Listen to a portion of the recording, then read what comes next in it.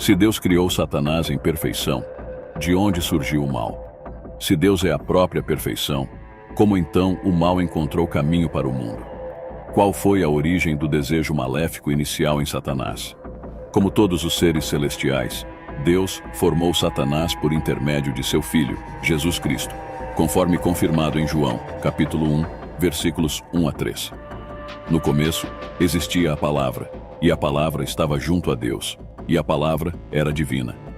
Ela estava com Deus no início. Através dela, todas as coisas vieram a ser. Nada do que existe teria surgido sem ela.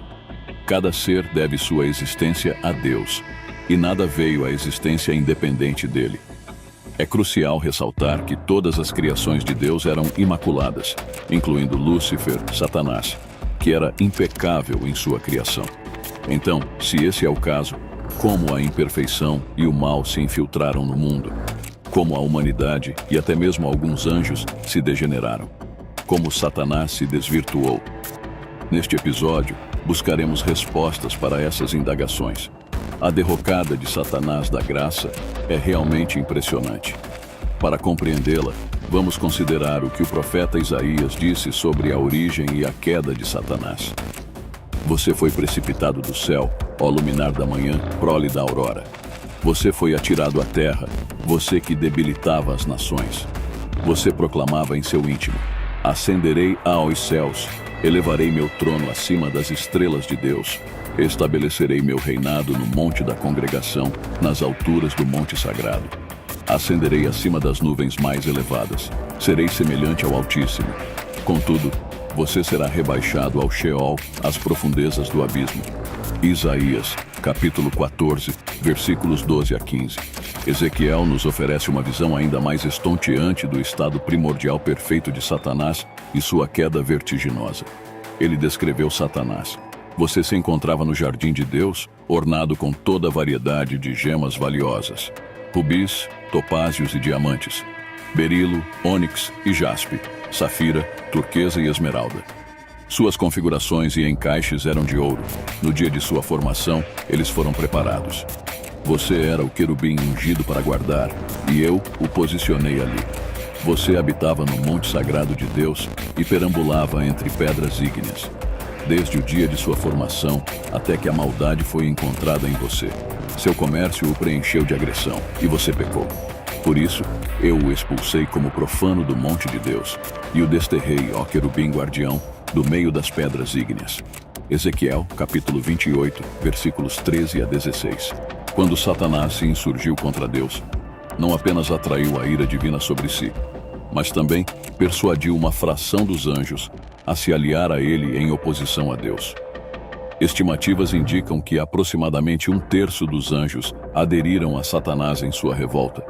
A partir desse momento, Satanás e seus seguidores se tornaram verdadeiramente malignos e opositores de Deus, de seu plano divino e da humanidade que ele criou. A expressão perfeição encapsula as excepcionais qualidades pessoais e morais de Satanás na criação. Ele era repleto de sabedoria e exalava uma beleza estonteante.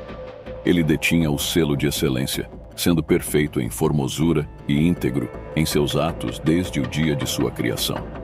Assim como tudo mais que Deus criou, Satanás era imaculado desde o princípio.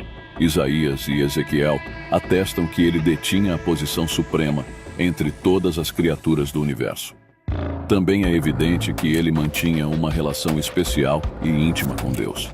Habitava no Monte Santo de Deus, que simboliza o local da glória manifesta de Deus. No entanto, sem uma explicação detalhada de como ocorreu, a narrativa revela que a iniquidade foi encontrada nesse anjo presumivelmente perfeito. Como isso se deu? Uma pista pode ser encontrada em Ezequiel, capítulo 28, versículo 17, que diz: seu coração se ensoberbeceu por causa de sua formosura, e você corrompeu sua sabedoria por causa de seu brilho. Eis a questão.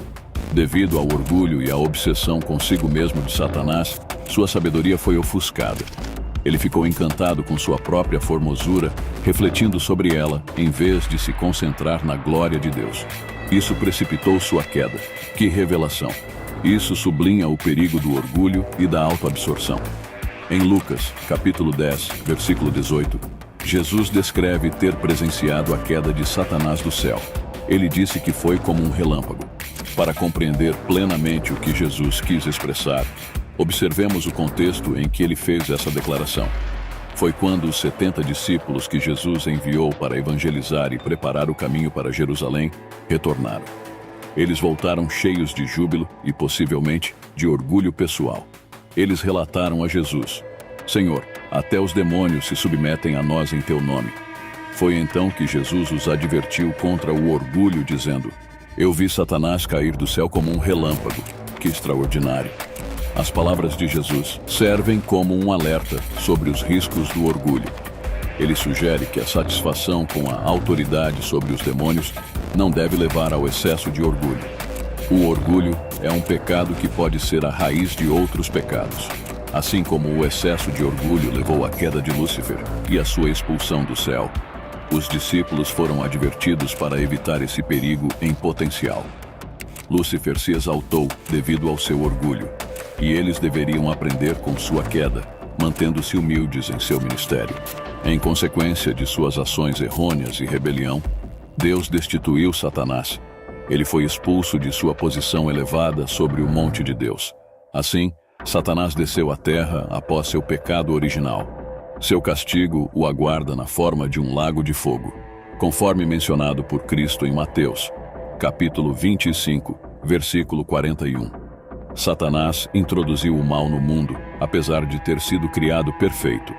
O mal se originou em Satanás à medida que ele desenvolveu orgulho e arrogância, transformando algo de beleza e perfeição em pecado e imperfeição. Seguem algumas reflexões sobre o que o orgulho levou Satanás a contemplar e tentar realizar. Satanás proclamou: Ascenderei aos céus, mesmo já estando na presença de Deus, buscando ocupar o lugar de Deus. Exaltarei meu trono acima das estrelas de Deus, onde as estrelas simbolizam os anjos, indicando o desejo de Satanás de superar a autoridade dos outros seres celestiais. Assentarei-me no monte da congregação, que está vinculado ao domínio de Deus, à administração e ao governo messiânico a partir de Jerusalém, revelando a ambição de Satanás de dominar todos os assuntos. Serei semelhante ao Altíssimo, expressa o clímax de sua autoexaltação e revolta.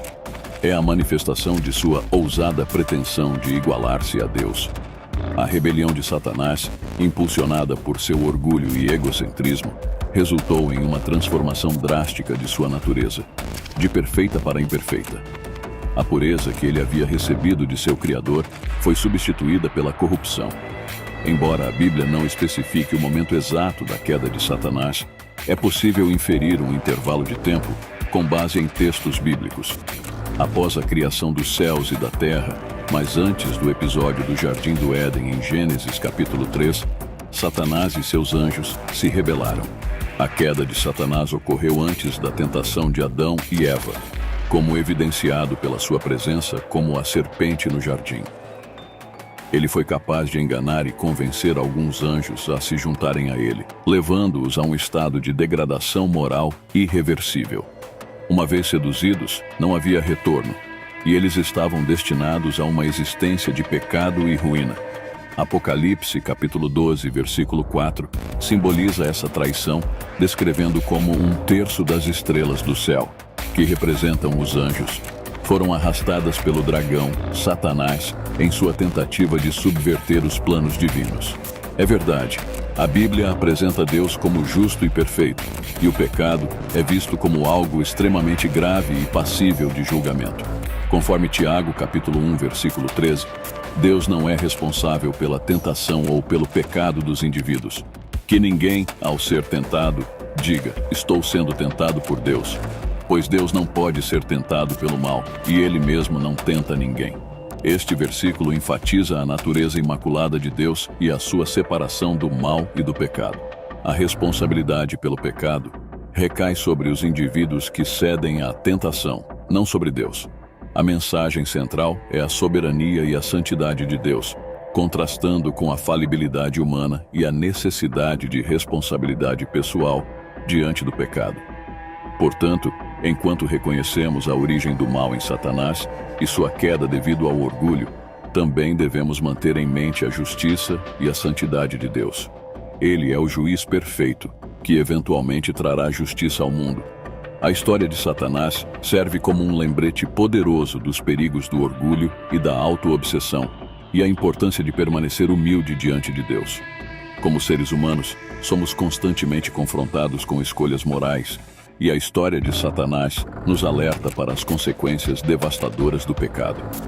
Devemos aprender com sua queda e buscar a humildade, buscando sempre a vontade de Deus em nossas vidas.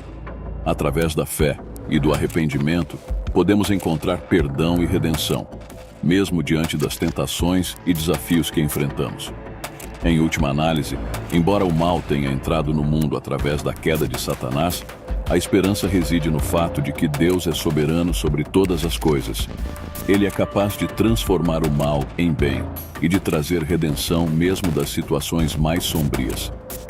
Portanto, podemos confiar em sua justiça e buscar viver de acordo com seus princípios, sabendo que Ele está no controle e que sua vontade prevalecerá no final. Esta é a história da origem de Satanás e do mal, e como Deus continua sendo a fonte de esperança e redenção, mesmo em face da adversidade. Que possamos aprender com essa história e buscar viver vidas que honrem a Deus em tudo o que fazemos. Se inscreva no canal e ative o sino de notificação. Deus abençoe sua vida.